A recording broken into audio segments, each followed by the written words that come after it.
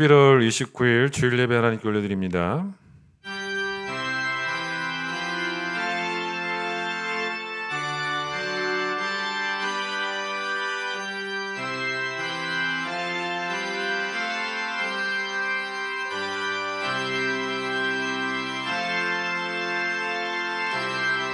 오직 여호와는 그 성전에 계시니 온 땅은 그 앞에서 잠잠할지니라. 기쁨으로 여호와를 섬기며 노래하면서 그의 앞에 나아갈지어다. 하나님은 영이시니 예배하는 자가 영과 진리로 예배할지니라. 아멘.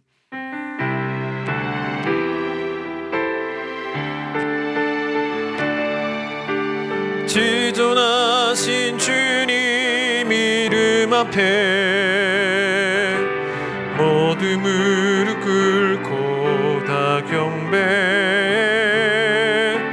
거룩하신 주님 보좌 앞에 엎드려 절하세.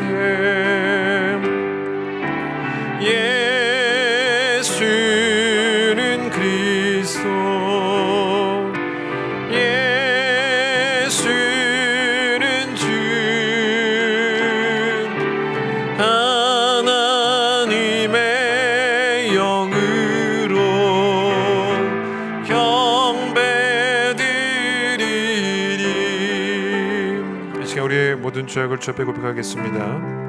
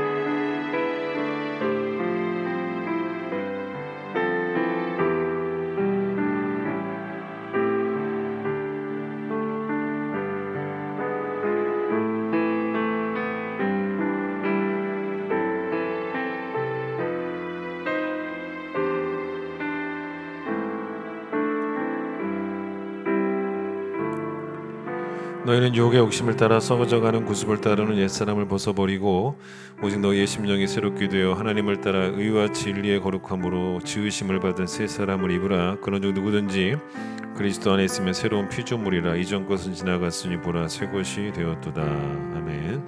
신앙 고백합니다. 나는 전능하신 아버지 하나님 천지의 창조주를 믿습니다. 나는 그의 유일하신 아들 우리 주 예수 그리스도를 믿습니다. 그는 성령으로 잉태되어 동정녀 마리아에게서 나시고 본디오 빌라도에게 고난을 받아 십자가에 못 박혀 죽으시고 장사된 지 사흘 만에 죽은 자 가운데서 다시 살아나셨으며 하늘에 오르시어 전능하신 아버지 하나님 우편에 앉아 계시다가 거기로부터 살아있는 자와 죽은 자를 심판하러 오십니다. 나는 성령을 믿으며 거룩한 공교회와 성도의 교제와 죄를 용서받는 것과 몸의 부활과 영생을 믿습니다. 아멘. 105장 찬송합니다.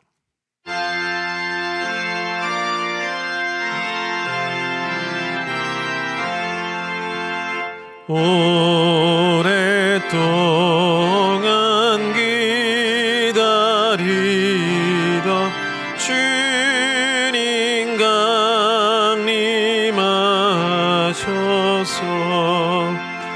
죄에 매인 백성들을 자유 얻게 하시네. 주는 우리 소망이요 힘과 위로 되시니 오래 기다리던 백성 많은 복을 받겠네. 모든 백성 구하려고 임금으로 오시니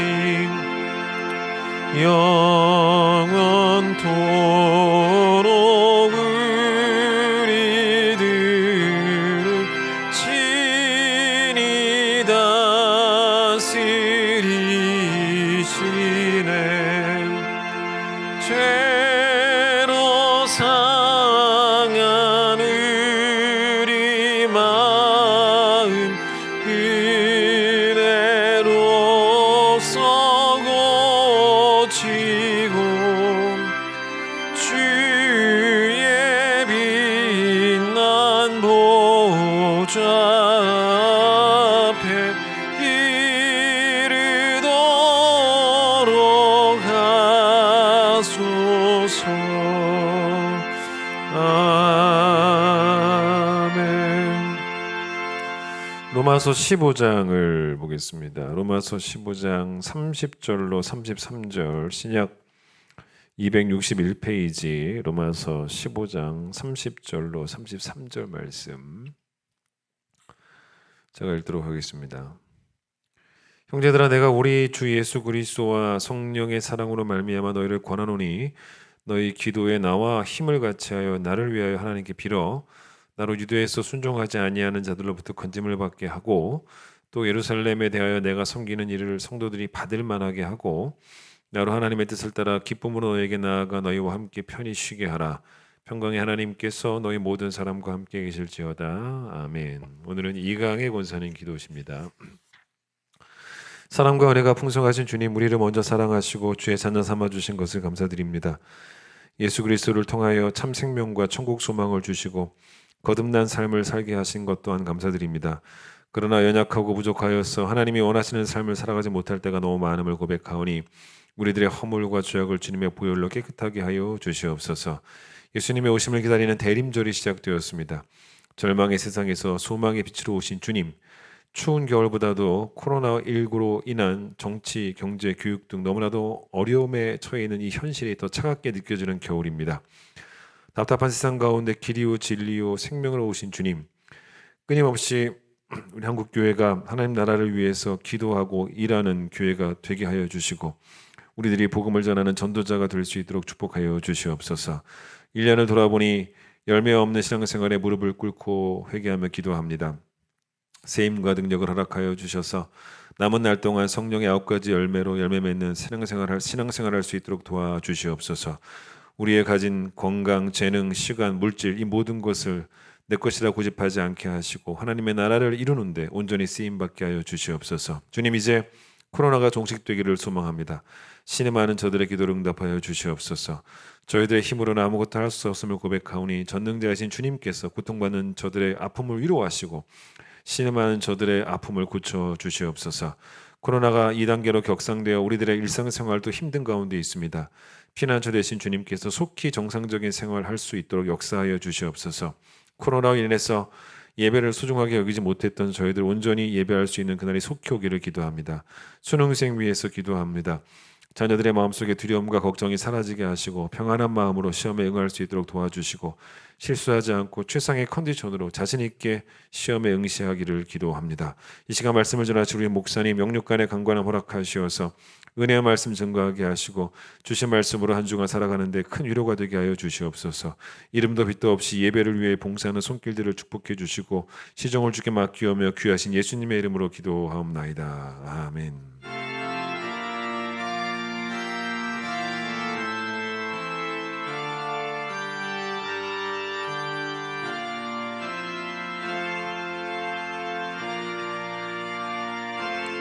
(50장) 찬양하며 봉헌합니다.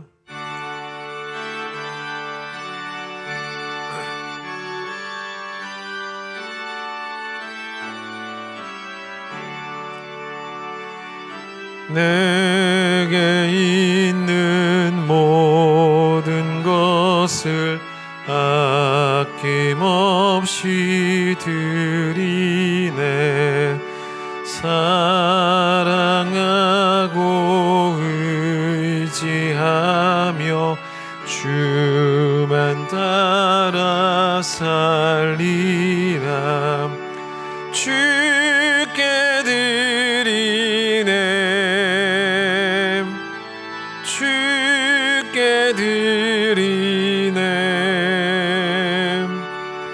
사랑하는 그 주 앞에 모두 드리네.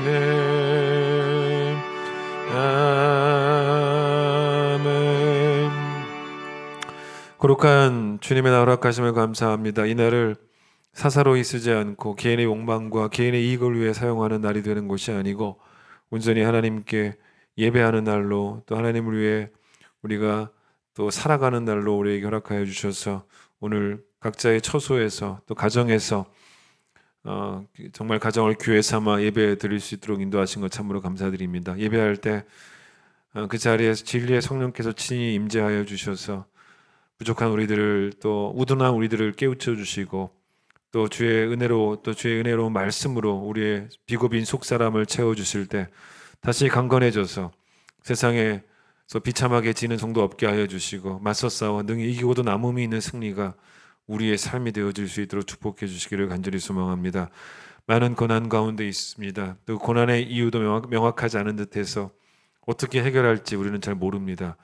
어차피 우리가 고난을 해결할 수는 없습니다. 지나가게 하시는 분은 하나님이시기에 그 때를 기다리며 인내를 배우게 하여 주시고, 고난의 학교에 즐거운 마음으로 참여할 수 있도록 주님 도와주셔서 연단된 성품이 될 수 있도록 주님 도와주시고, 고난이 깊어지면 깊어질수록 천국 소망이 더욱 깊어진 우리 모두가 될 수 있도록 축복해 주시옵소서.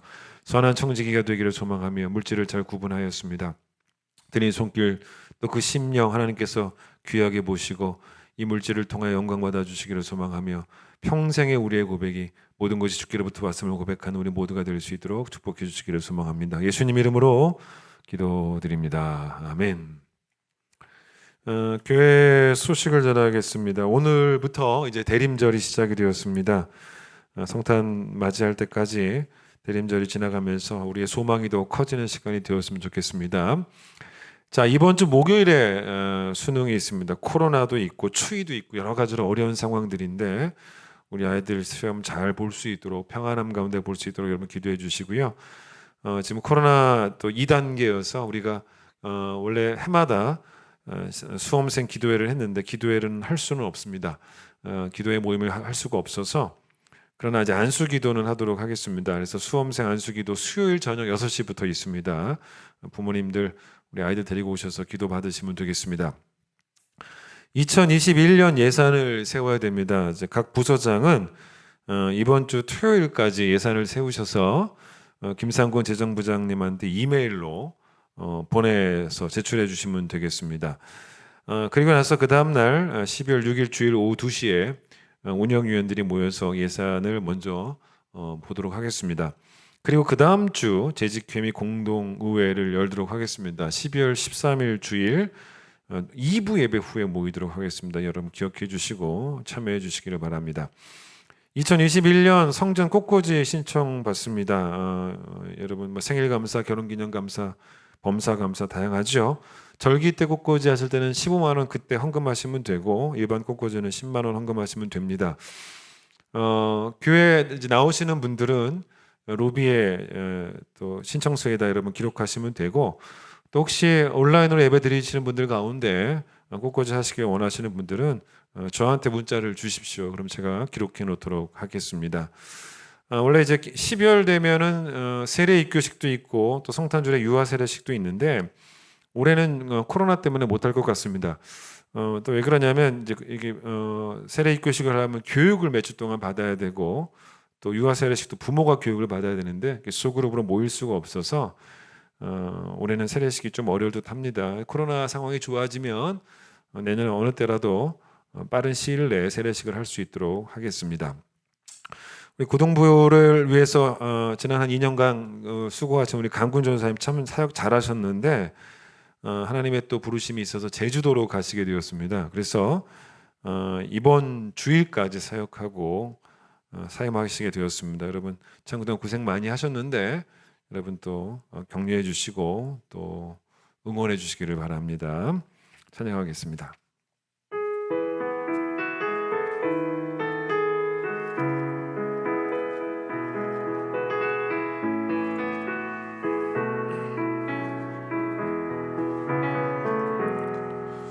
그 선하님의 고요히 감싸여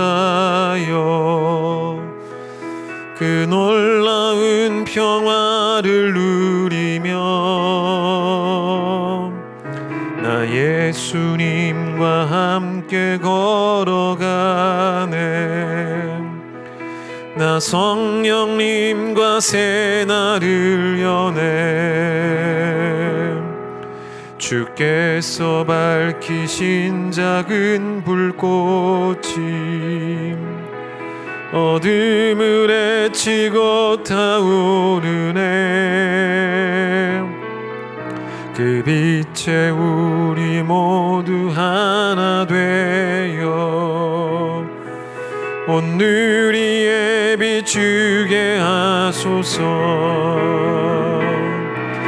그 선한 능력 우릴 감싸시니 믿음으로 일어나릴 기대하네. 주 언제나 우리와 함께 계셔 하루 또 하루가 늘 새로워. 성경에 우리에게 쉬지 말고 기도하라, 그것이 우리를 향한 하나님의 뜻이다라고 분명히 밝히죠. 그런데 이제 쉬지 말고 우리가 이제 누구를 위해 기도합니까? 먼저는 나를 위해서 기도하죠. 그런데 나를 위해서만 기도하지 않고 또 우리가 남을 위해서도 쉬지 않고 기도합니다. 그러니까 나를 위해서 하나님께 기도하는 것과 남을 위해서 하나님께 기도하는 것, 이 두 기도의 이 밸런스가 잘 맞아야겠죠. 어떤 목사님의 그 글을 읽었는데 이제 괜찮은 접근이어서 여러분에게 그 글을 좀 소개를 하려고 하는데 이런 얘기입니다. 제자들이 예수님과 함께 배를 타고 갈 때 풍랑이 일어납니다. 근데 그때 제자들이 예수님을 막 흔들어 깨우죠. 우리를 도와달라고. 왜냐? 지금 뭐가 달려있는 문제냐면 죽느냐 사느냐의 문제가 달려있는 거죠. 배가 뒤집혀서 바다에 빠지게 되면 이제 죽게 되니까 예수님을 흔들어 깨우게 된 거죠. 죽고 사는 문제 때문에 기도를 했습니다. 흔들어 깨운다는 게 기도했다는 거겠죠. 근데 예수님은 그 기도에 응답을 하셨잖아요. 그래서 풍랑을 잔잔케 하셨습니다. 그런데 성경에 또 어떤 이야기도 나오냐면 예수님이 거라사 지역에 가셨는데 거기에 귀신 들린 사람이 있었단 말이에요. 그 사람을 어떻게 고쳐주셨냐면 거기 돼지떼가 있었는데 그 돼지떼에 귀신이 들어가게 해서 돼지떼가 막 바다를 향해서 막 내리달리게 하셔서 하나님 예수께서 이렇게 만드셨죠. 그래서 그것들이 다 돼지떼가 바다에 빠져가지고 다 죽게 되어서 그렇게 귀신을 쫓아낸 그런 사건이 있죠. 근데 그때 사람들의 반응이 어땠습니까? 귀신을 내쫓아내신 예수님께 감사하지 않았잖아요. 오히려 자기들 동네에서 예수님 보고 좀 떠나달라고 요청합니다.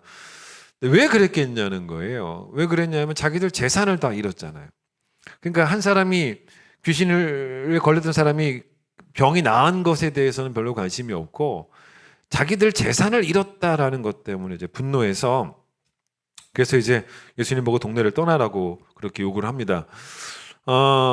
이들에게 중요한 건 먹고 사는 문제가 중요했다는 거죠. 그런데 이제 자기들이 이 먹고 사는 문제가 예수님 때문에 피해를 봤다라는 생각을 해서 예수님을 떠나가게 했다는 것입니다. 제가 그 읽은 글에서 목사님이 이제 이런 표현을 하시더라고요. 그러니까 죽고 사는 문제, 먹고 사는 문제를 이야기하시면서 이 두 가지를 한번 비교해 보자는 거예요. 그러니까 죽고 사는 문제 때문에 제자들은 기도했는데 먹고 사는 문제 때문에는 그 거라사 지역의 사람들은 예수님을 떠나가게 했다는 것입니다. 여러분 한번 잘 생각해 보세요. 이게 사실 이런 거죠.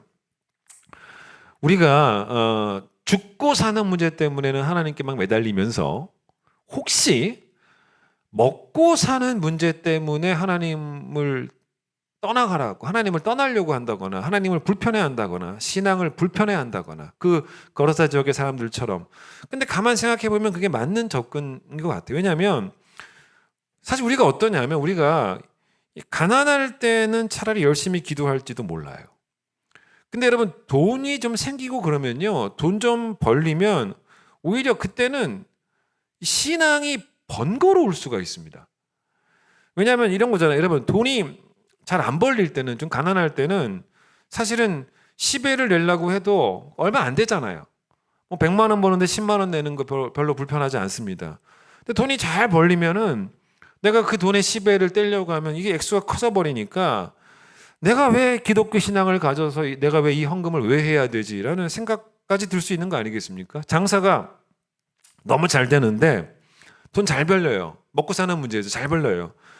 근데 주일은 좀 쉬면서 예배에만 집중하고 그러면 좋을 텐데 그러기에는 그날 수입이 너무 아깝단 말이에요. 그러니까 신앙이 불편한 거예요. 또 돈을 잘 벌려면 너무 원칙을 지키면 안 된다라고 자꾸 옆에서 충고를 해줘요. 너무 정직해서도 안 되고 너무 정직하면 오히려 바보 취급받는다. 조금은 그 사업이든 장사든 뭐든 좀 과장되게 해야 된다. 뭐 이런 말들도 하지 않습니까? 근데 이제 신앙은 또 그런 과장을 금하잖아요, 사실은. 그러니까 이 신앙생활 하는 게 사실은 먹고 사는 문제 오히려 걸림돌이 된다는 거죠. 그런데 이제 이런 거죠, 사실은. 여러분, 죽고 사는 문제뿐만 아니라 먹고 사는 문제도 하나님께 맡기고 기도를 할 부분들입니다. 그것도 두 개 다 기도해야 되는 거예요. 사실 여러분 오늘 본문도 그렇지만요. 바울이 이 오늘 읽은 본문의 로마 교회 성도들에게 나를 위해서 좀 기도해 달라라고 말할 때 기도 제목을 아주 구체적으로 제시를 합니다. 이런 제목들을 가지고 기도해 달라는 거예요. 바울이 로마 교회 편지를 보내면서 어떤 계획을 말하냐면 내가 예루살렘에 좀 가려고 한다는 거예요. 예루살렘에 갔다가 여러분 순서를 좀 기억하세요. 예루살렘에 갔다가 그 다음에 여러분 로마로 제가 가겠다는 거예요. 그 다음에 로마로 갔다가 그 다음에 내가 어디로 갈 거냐면 서바나로 가겠다는 것입니다. 서바나는 요즘으로 말하면 스페인이에요. 그러니까 코스가 뭐냐면 지금 편지를 쓰는 바울은 고린도에 있어요. 지금 고린도에 있는데 내가 예루살렘에 갔다가 그 다음에 로마에 갔다가 그 다음에 서바나로 갈 것이다라고 하는 그 선교 여행 계획을 밝힙니다. 그런데 바울이 예루살렘에 왜 가려고 했냐면 이 예루살렘 교회에 가난한 성도들이 있었는데 그들을 구제하기 위해서 여러 교회가 헌금을 모았어요. 구제 헌금을 모았습니다. 그걸 전해주려고 가는 게 예루살렘에 가는 코스였어요. 그런데 이 사도 바울이 이 편지를 보내면서 성도들에게 기도해달라고 나를 위해서 기도해달라고 부탁하는데 그 기도 제목이 얼마나 구체적이냐면 31절 보세요. 나로 유대에서 순종하지 아니한 자들로부터 건짐을 받게 하고 그 다음 보세요. 또 예루살렘에 대하여 내가 섬기는 일을 성도들이 받을 만하게 하고라는 말을 합니다. 그러니까 자기가 헌금을 갖다 줄 텐데 구제헌금 갖다 줄 텐데 그 성도들이 그 구제헌금을 잘 받게 해달라고 기도를 부탁하는 거예요. 여러분 생각해 보세요. 그걸 받으면서 성도들이 되게 기쁨을 얻게 해달라고 기도하는데 사실 뭐 이렇게까지 자세하게 기도할 필요가 있을까라는 생각이 들 수도 있어요. 왜냐하면 구제 헌금을 가져다 주면은 그 사람들이 뭐 우리 생각에는 당연히 뭐 감사함으로 뭐 눈물을 흘리며 받겠지. 뭐 그거를 받는 과정에서도 그 받는 과정도 잘 받게 해달라고 좀 기도해다오.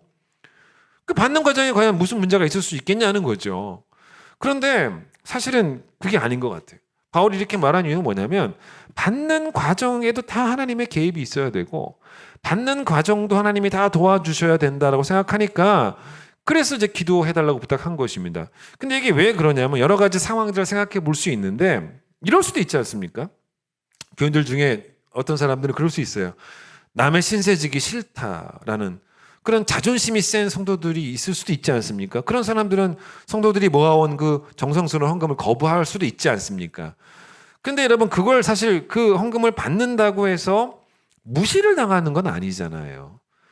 구제하는 사람들이 사실 그렇습니까? 내가 저 사람보다 높은 사람인데 그래서 내가 나보다 낮은 사람을 구제하는 그런 긍휼의 마음을 품습니까? 그건 정확한 긍휼이 아니죠. 구제는 약자를 돕는 거지 천한 자를 돕는 게 아니잖아요.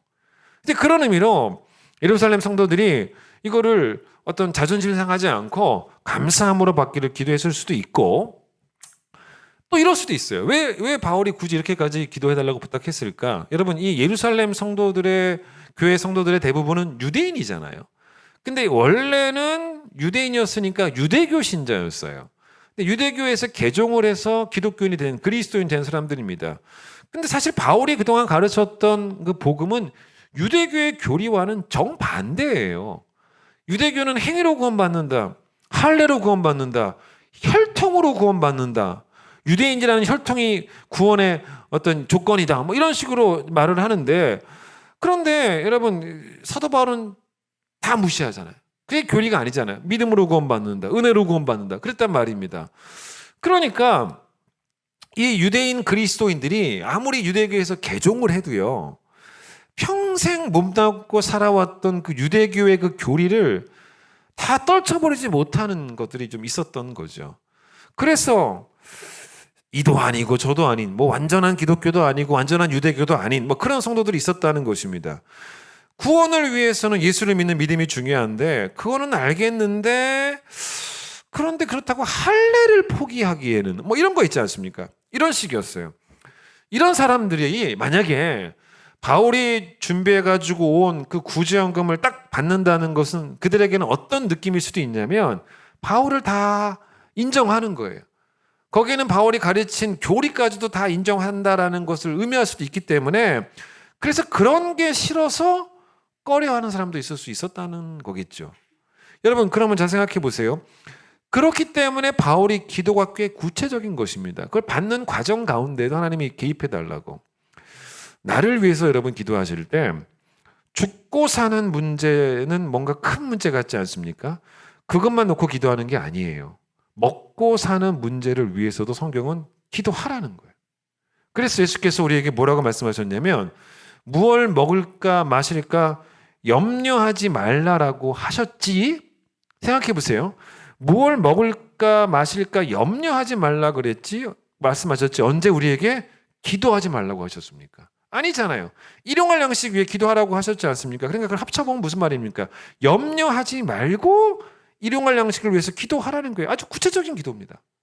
기도가 되게 디테일해요. 그렇죠?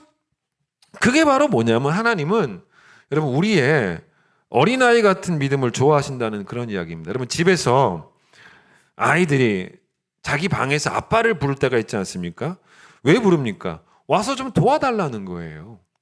만약 아이가 이제는 많이 컸어요. 커가지고 스스로 다 할 수 있음에도 불구하고 만약에 아빠를 부른다? 그러면 아빠가 가서 뭐라고 말하면 돼요? 야, 너 스스로 해. 너가 할 수 있잖아. 이렇게 말하면 될 겁니다. 그런데 자기가 할 수 없는 일을 때문이라면 부모를 찾잖아요. 아빠를 찾고 엄마를 찾습니다. 그럴 때 부모가 아이들이 불러가지고 방에 들어가서 아이들을 도와줄 때 어떻게 생각합니까? 별것 아닌 것 가지고 날 부른다고 말하지 않잖아요, 사실은. 내가 아이들을 돌봐주고 도와주고 하는 것이 어떤 느낌이 듭니까? 여러분이 자녀를 바라봤을 때 이 자녀가 아직은 부모의 도움을 받아야 되는 존재다라는 생각이 들면, 그 아이를 도와줄 때 단순히 책임감만 있는 게 아니고 기쁨도 있잖아요. 그러니까 아이들을 돕는 기쁨이 있는 거예요, 사실은. 하나님은 우리가 평생 동안 그렇게 하나님께 별것도 아닌 것 같은데 그런 것도 다 도와달라고 요청하는 그런 기도를 너무너무 좋아하세요. 왜냐? 우리를 도우시는 하나님은 그걸 너무너무 기뻐하시는 하나님이시지, 이런 하나님이 아니에요. 그거 뭐 스스로 잘 알아서 하면 될 것을 왜 나한테 도와달라고 하지? 왜 별것도 아닌 것을 가지고 기도하지? 그런 하나님이 아니에요. 오히려 여러분이 내가 이 별것도 아닌 것을 가지고 내가 기도한다라는 생각이 든다면 그건 내가 교만해진 거예요. 내가 할 수 있는 것은 뭡니까?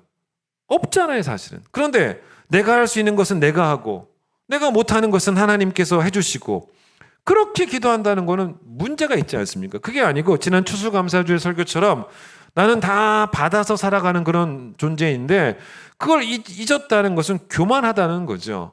그래서 여러분, 나를 위해서 기도할 때 뭐 죽고 사는 문제든 먹고 사는 문제든 간에 하나님 앞에서 평생 내가 어린아이로 살아가면서 그렇게 구체적으로 기도하는 건 그건 정말 필요한 거예요. 자, 그런데 오늘은 사실은 이제 나를 위한 기도가 아니고 오늘은 너를 위한 기도, 중보기도에 관한 이야기를 하려고 합니다. 이제 본론으로 들어가는 거예요. 근데 제가 오늘 중보기도를 두 가지로 정의하려고 합니다. 첫 번째, 기도는 중보기도죠. 기도는 뭐냐면 사랑입니다라는 명제를 만들어 봤어요. 또 하나는 뭐냐면 기도는 동역입니다라고 하는 명제를 제가 만들어 봤습니다.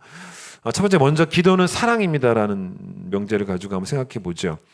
오늘 본문에서 30절 제일 처음 보세요. 바울이 로마 교인들을 뭐라고 부르냐면 형제들이잖아요. 형제. 사랑하는 형제들에게 하는 거예요. 그래서 자기가 사랑하는 사람들이 자기를 사랑하는 사람이 되어달라는 거죠. 내가 사랑하는 여러분들이 나도 사랑해 달라는 거예요. 그래서 나를 위해서 기도해 달라는 거예요. 자, 다시 생각해 보세요. 내가 사랑하는 여러분, 형제들아, 여러분도 나를 형제처럼 여기면서 나를 사랑해 주시면서 기도해 주세요가 오늘 본문이에요. 자, 근데 이 전에 뭘 봐야 되냐면 로마서 1장으로 한번 가보겠습니다.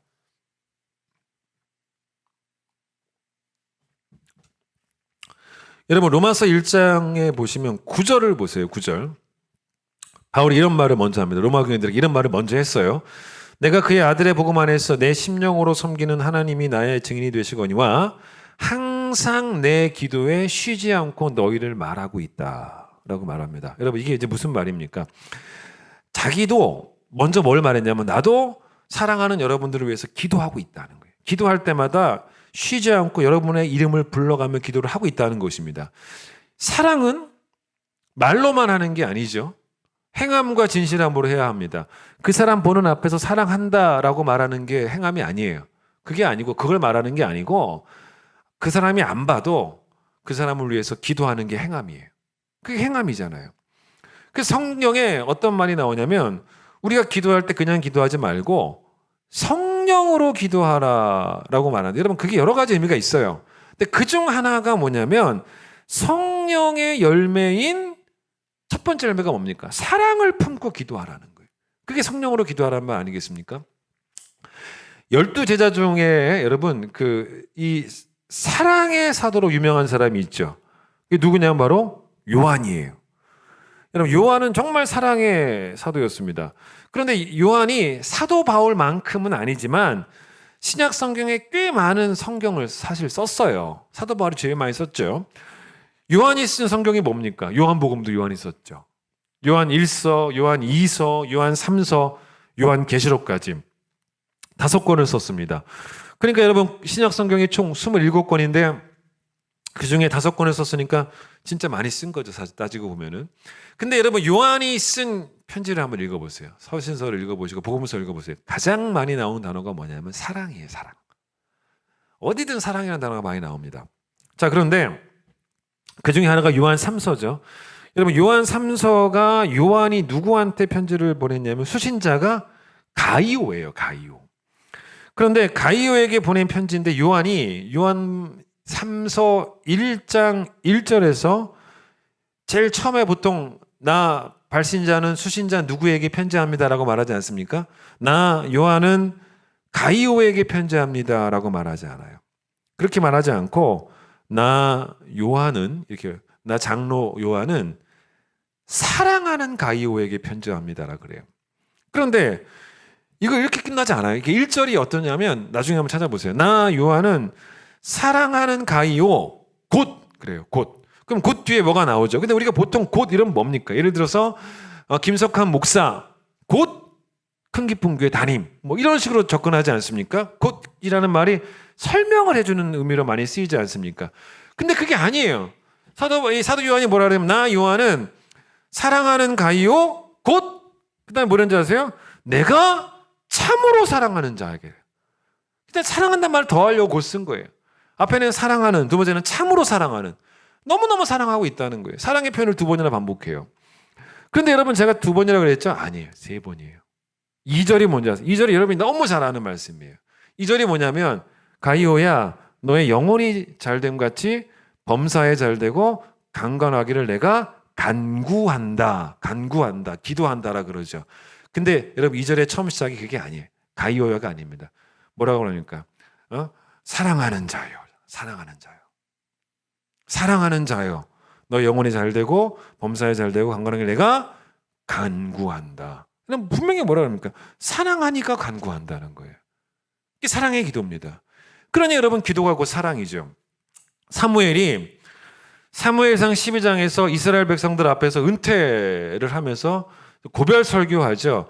근데 이제 은퇴하면서 12장 23절에서 뭐라고 말하냐면 여러분 제가 여러분을 위해서 은퇴해도 기도하는 것을 쉬는 죄를 범하지 않겠습니다. 기도를 쉬는 죄를 범치 않겠습니다. 하나님 앞에서 안 범하겠습니다. 라고 약속을 합니다. 근데 왜 기도를 쉬는 게 죄다? 여러분, 기도를 쉬는 게 왜 죄일까요? 이것도 다양한 접근이 있어요. 근데 이제 오늘은 어떻게 풀고 싶으냐면, 사무엘은 어떤 사람이었냐면 자기 백성을 사랑했던 리더였습니다. 그리고 백성들에게 사랑도 많이 받았어요. 그게 사무엘입니다. 여러분, 쉰다는 의미가 뭡니까? 원래 쉰다는 말의 의미는 뭐냐면 언젠가는 다시 시작을 한다는 게 쉰다는 거죠. 기도를 안 하는 죄를 범하지 않겠습니다라고 말한 게 아니고 기도를 쉬는 죄라 그래요. 그러면 여러분 보세요. 기도를 안 한다라고 하면 아예 안 하는 거지만 쉰다 그러면 언젠가 또 할 수도 있는 거 아니겠습니까? 자, 그런데 이걸 왜 쉬는 걸 죄라고 했을까를 한번 고민해 볼 필요가 있다는 거죠. 우리가 안식의 정신을 품고 우리가 주일에 쉬죠. 근데 주일에 뭐가 쉽니까? 주로 우리 육신이 쉬지 않습니까? 몸이 쉽니다. 왜 몸이 쉬냐면 월요일 날 다시 시작하기 위해서 힘을 얻는 거죠. 근데 여러분 주일에 몸이 쉴 때 그게 죄입니까? 아니잖아요. 다시 출발하기 위해서 쉬는 게 왜 죄입니까? 그런데 여러분 이게 이런 거예요. 몸은 쉴 수 있지만 주일이라도 쉴 수 없는 게 뭔지 아십니까? 영혼이죠, 영혼. 무슨 말이냐면 우리는 그날도 주일날도 하나님 사랑과 이웃 사랑하는 영혼으로 살아야 되는 거예요. 그 영혼이 뜨거워야 되는 것입니다. 여러분 그렇기 때문에 기도를 쉰다는 것은 다른 말로 바꾸면 내가 오늘은 사랑하는 일을 잠시 쉬겠다는 말밖에 안 된다는 거예요. 계속 사랑해야죠. 쉬면 되겠습니까? 그렇게 사무엘이 이해를 한 것이라고 생각해 보시면 된다는 것입니다. 그래서 기도를 쉬는 게 죄가 될 수 있는 거죠. 사도행전 6장에 보시면 이 초대교회가 7집사를 세우죠. 왜 교회가 또 사도들이 7집사를 세웠냐면 교회가 너무 커지니까 사도들이 너무 할 일이 많아졌다는 거죠. 근데 원래 사도들이 할 일은 뭐냐면 사랑하는 일이에요.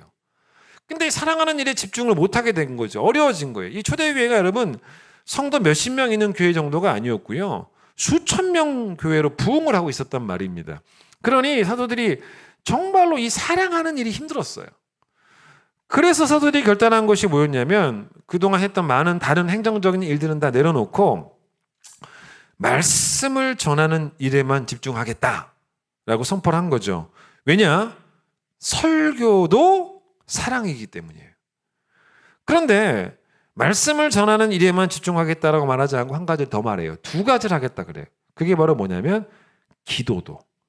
그래서 여러분 사도행전 6장 4절에 뭐라고 말하냐면 우리는 오로지 기도하는 일과 말씀 사역에 힘쓰겠다라고 말합니다.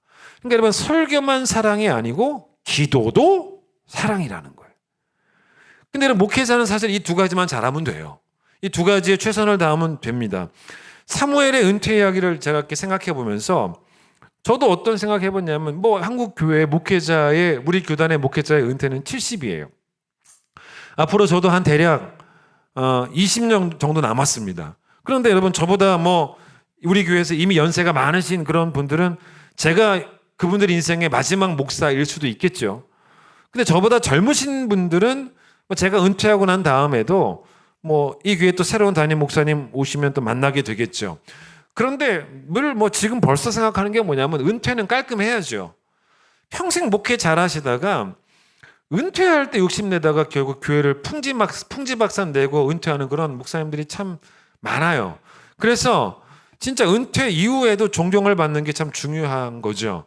그런데 여러분 제가 이제 은퇴를 하고 나서 새로운 담임 목사님이 온다고 해서 제가 여러분을 더 이상 사랑하지 말아야 하는 것은 아니지 않습니까?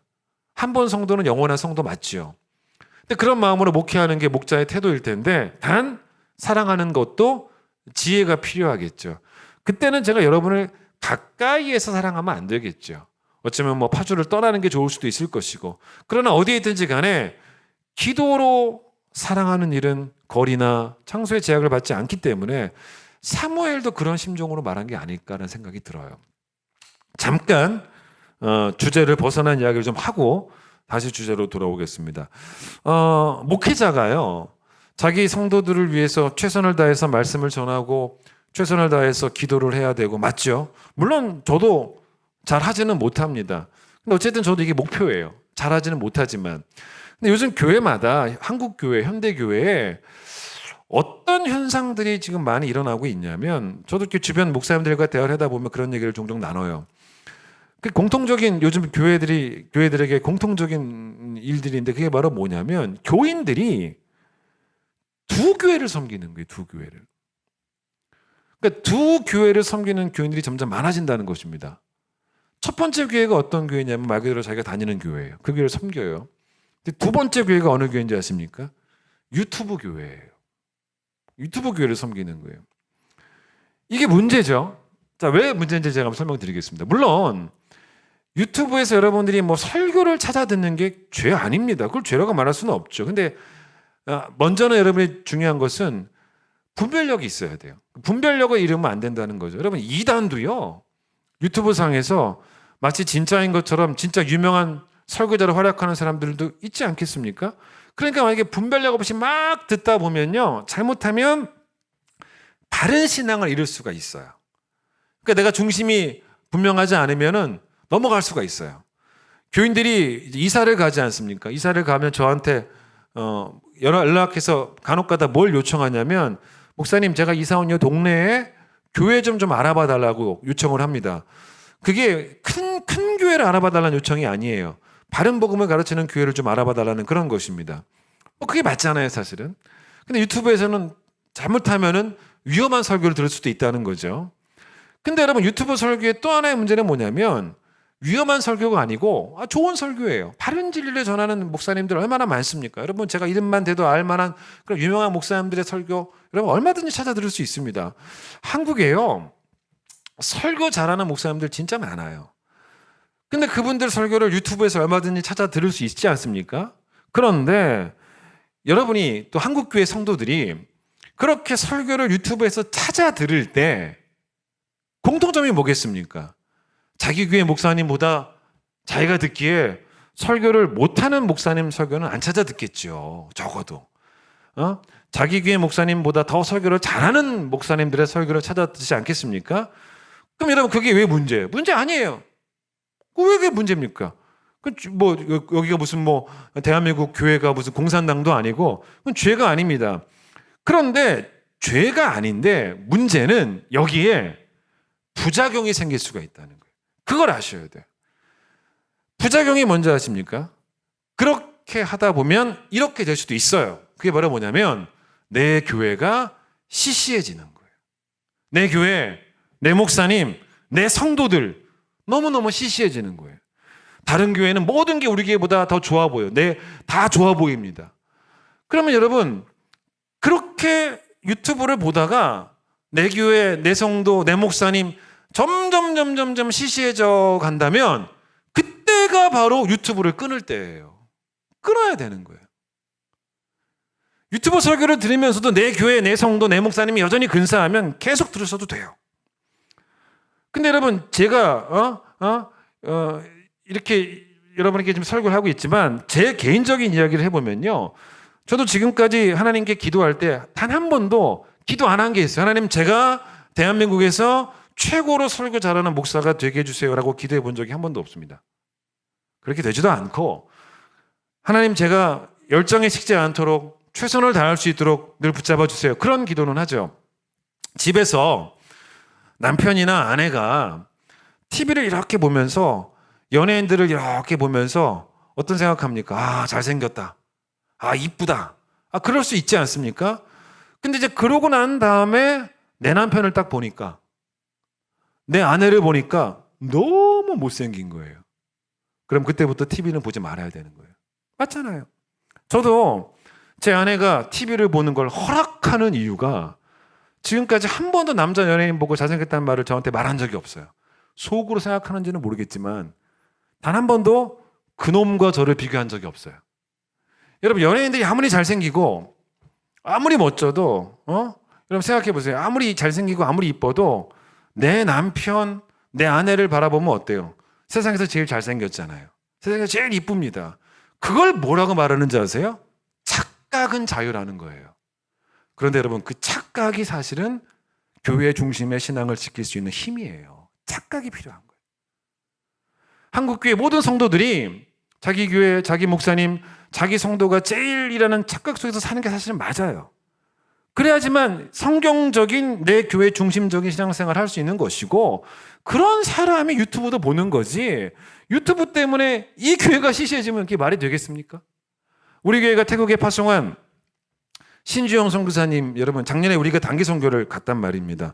원래 선교사님들이 단기 선교팀을 많이 받습니다. 신선교사님도 당연히 그러시겠죠. 그런데 우리가 작년 여름에 치앙마이에 도착한 날에 선교사님이 그 공항에서 사진을 찍고 난 다음에 그걸 SNS에 글을 올리셨어요. 근데 여러분 첫 번째 문장이 뭔지 아세요? 첫 번째 문장이 뭐였냐면 큰 기쁨 교회가 왔다, 이렇게 말하지 않았습니다. 뭐라고 말씀하셨냐면 우리 교회가 왔다. 근데 그 글이 짧은 글이었는데 그 짧은 글에 우리 교회라는 말을 무려 3번이나 반복하시더라고요. 그게 소속감이에요. 선교사님이 저한테 어떤 얘기도 하셨냐면 자기도 우리 교회가 있다는 생각을 하면 나를 위해서 나를 파송하고 나를 위해서 기도해 주는 교회가 내 교회, 우리 교회, 그 생각이 너무 좋다는 거예요. 왜냐하면 파송교회가 한때 없으셔가지고 선교 비전이 막막했던 그 시점에 하나님 우리 교회를 만나게 하셨어요. 새롭게 파송이 되었기 때문에 우리 교회가 너무 좋은 거예요. 여러분 그게 맞는 거예요. 다시 원래 주제로 돌아가서 바울이 9절에서 자기가 기도하는 것에 대해서 이제 뭐라고 말을 했냐면 그 다음 보세요. 다시 보세요. 9절, 내가 그의 아들의 복음 안에서 내 심령으로 섬기는 하나님이 나의 증인이 되시거니와 라고 말합니다. 이것도 좀 약간 낯설죠. 이게 무슨 말이냐면 내가 기도를 하는데, 내가 사랑으로 기도를 하는데 하나님이 내가 기도하는 것의 증인이라는 것입니다.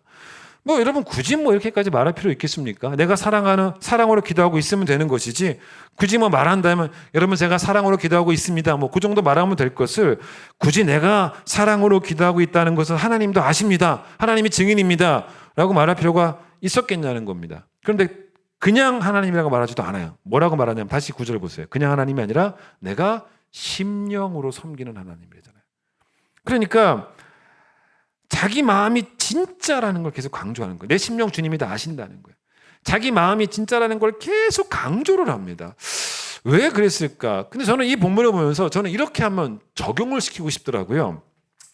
사람을 우리가 싫어하는 감정이 있지 않습니까? 근데 여러분 사람을 싫어하는 감정을 상대방에게 그대로 다 표현하는 건 잘못된 거죠. 그러나 또 문제는 뭐냐면 사실 사랑하는 척하는 것도 문제예요.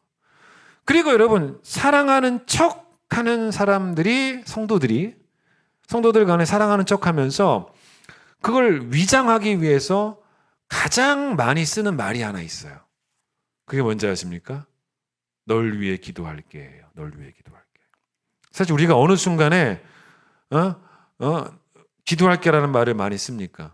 전화 끊을 때잖아요. 전화 끊을 때 인사말이에요. 헤어질 때 인사말입니다. 그러나 여러분 기도할게라는 약속은 이 본문처럼 하나님 앞에서의 약속이라는 거예요. 정말 기도해야 되는 것이지 기도할게로 인사하는 게 아니에요. 사랑하지 않으면서 기도할게라고 말하는 것도 문제인데, 사랑은 한다고 하면서 말로만 사랑하고 말로만 기도할게라고 말하고 기도라는 행함으로 사랑하지 않으면 그것도 문제라는 것입니다. 약속은 하나님 앞에서 한 것이기 때문에 기도할게는 하나님 앞에서 한 약속이에요. 사람 앞에서 지키는 척 할 수 있을지는 몰라도 하나님 앞에서는 지키는 척 할 수 없기 때문에, 그래서 바울은 철저하게 기도하겠다라는 다짐들을 여기서 보이면서 하나님 앞에서라고 말한 것 같다는 생각이 듭니다. 자, 두 번째. 첫 번째 기도는 사랑이라고 했잖아요. 두 번째 기도가 뭐냐면 동역입니다. 오늘 본문으로 돌아가 보세요. 이 얘기를 좀 하고 마치겠습니다. 로마서 15장을 보세요. 거기 뭐라고 말하냐면 30절 끝에 보세요. 너희 기도에 자 나와 뭐를 같이 하자는 거예요? 힘을 같이 하자라 그래요. 힘을 같이 하자. 그래서 나를 위해서 기도해달래요. 힘을 같이 하자라는 표현을 쓰지 않습니까? 그래서 동역이라는 거예요. 동역. 여기서 나오는 거예요. 자, 왜 이게 무슨 말이냐면 여기서 바울이 힘이라고 말했는데 기도를 힘을 쓰는 것이라고 말을 하지 않습니까? 근데 과연 무슨 힘을 쓰는 거냐는 거겠습니다. 정확하게 뭔지는 좀 모를 수 있는데 가능한 건 이런 이야기예요. 아마도 바울이 이런 의도였을 것 같아요. 싸움이라는 의도였을 거예요. 싸움. 그 싸움이라고 말하고 싶었던 것 같아요. 이게 이런 거죠, 여러분. 여러분이 기도할 때 하나님, 내가 더 사랑하게 해주세요라고 기도를 하는데 나는 그게 기도지만 나를 사랑하지 못하게 하는 악한 영이 방해하지 않습니까? 그렇기 때문에 내가 기도한다는 것은 기도로 싸우는 거죠. 그런데 여러분 그 싸움에 그 다음 보세요. 여러분도 같이 싸워달라는 거예요. 맞죠? 그게 어디 나오냐? 고린도 후서 1장으로 한번 가보겠습니다.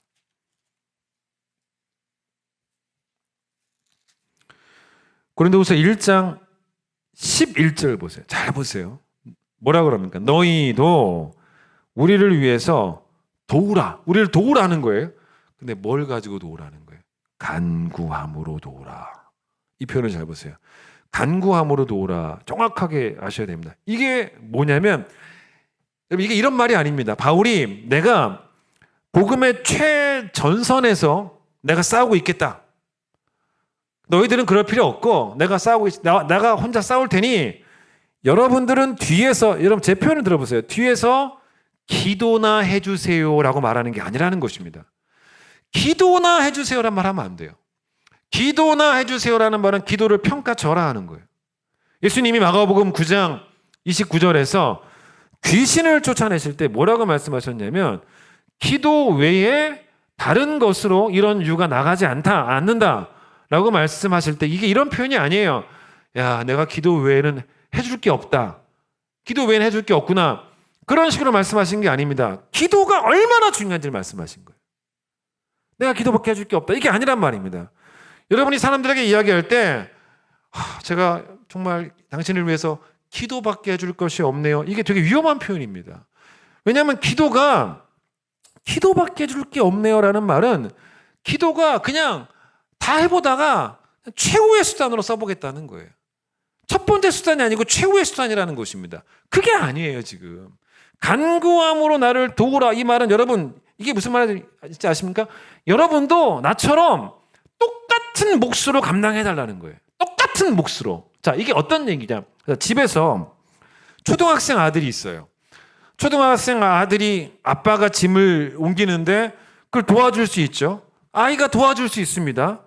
그런데 여러분 그때 초등학생 아들이 도와주면 아빠가 더 힘이 센 것이지 이 아들은 찬조출연이에요. 그냥 찬조출연입니다. 그런데 이 아들이 다 컸어요. 큰 아들이 와서 아빠를 도와주면 이 아들은 찬조출연이 아닙니다. 아빠 몫만큼 하는 거예요. 그게 도와주는 거예요. 이게 이거예요. 그게 도와주는 거예요. 기도가 그 정도입니다. 기도는 그냥 찬조출연이 아니라는 거예요. 오늘 보면 다시 보세요. 로마서 15장을 봐보세요.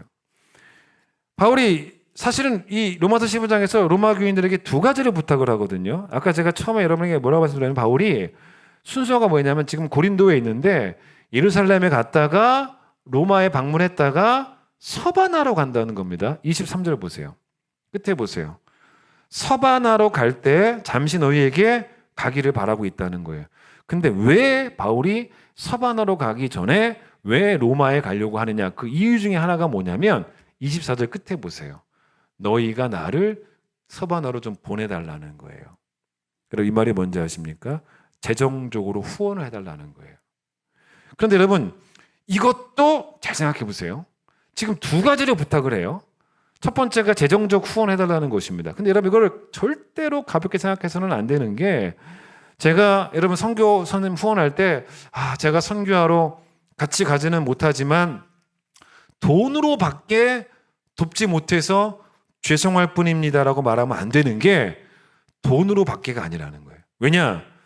재정적인 후원이 없다면 선교를 아예 못하세요. 그러니 결국 우리가 뭐라고 말하는 거냐면 가는 선교사만큼 보내는 선교사도 같은 몫을 감당한 똑같은 선교사라는 것입니다. 중요한 몫이 있다는 거예요. 그런데 여러분 바울의 두 번째 부탁이 뭡니까? 30절을 보세요. 힘을 같이 해달라는 거예요. 이번에는 기도를 같이 해달라는 것입니다. 즉 기도가 찬조출연처럼 작게 도와주는 기도가 아니고 기도도 함께 일하는 것이라고 말하는 거예요. 이게 얼마나 중요한 이야기입니까? 하나님의 이 부르심은 각자 달라요. 각자 역할이 있고 각자 사명이 있습니다. 여러분이 선교사로 나가고 싶어도 부르심이 없으면 못 나가는 거예요. 여러분 가운데 어떤 분이 목사가 되고 싶어도 부르심이 없으면 안 되는 거예요. 그런데 각자 사명은 다르죠. 그러나 기도는 모두의 사명이에요.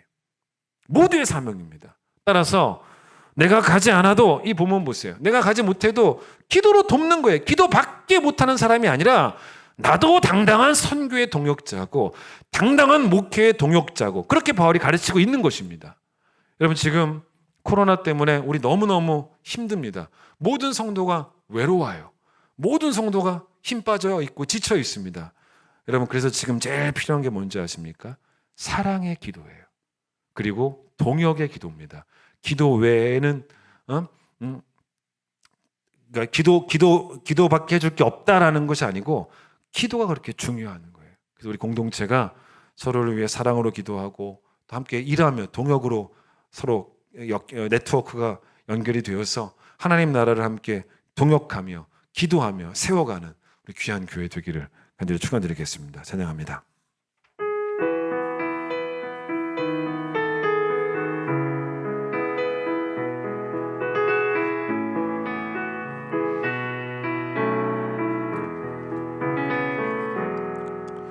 그 선한 힘에 고요히 감사여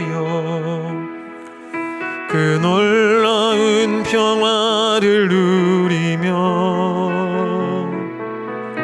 나 예수님과 함께 걸어가네. 나 성령님과 새날을 여네.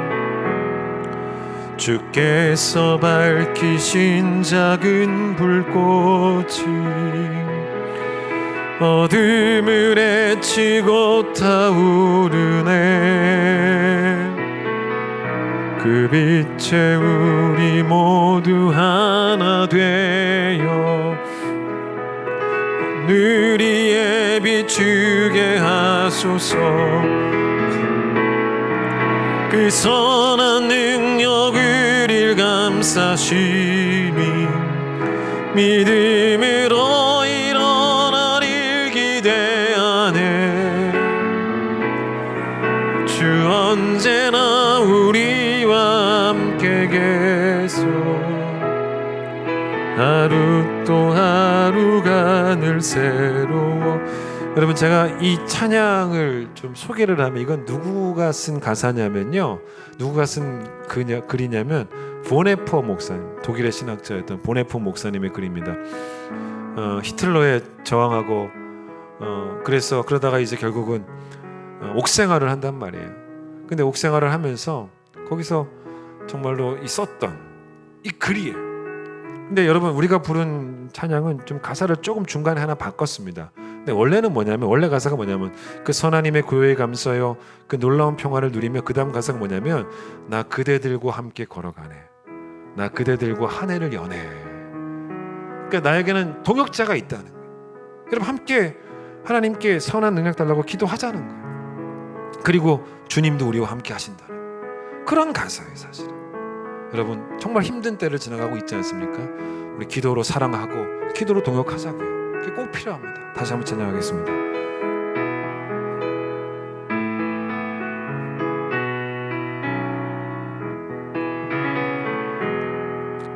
그 선한 힘에 고요히 감사여 그 놀라운 평화를 누리며 나 예수님과 함께 걸어가네. 나 성령님과 새날을 여네. 주께서 밝히신 작은 불꽃이 어둠을 헤치고 타오르네.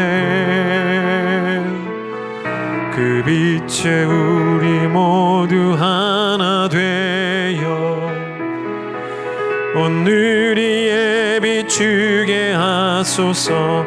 그 선한 능력을 감싸시니 그 선한 능력을 일감싸시니 믿음으로 일어나릴 기대하네.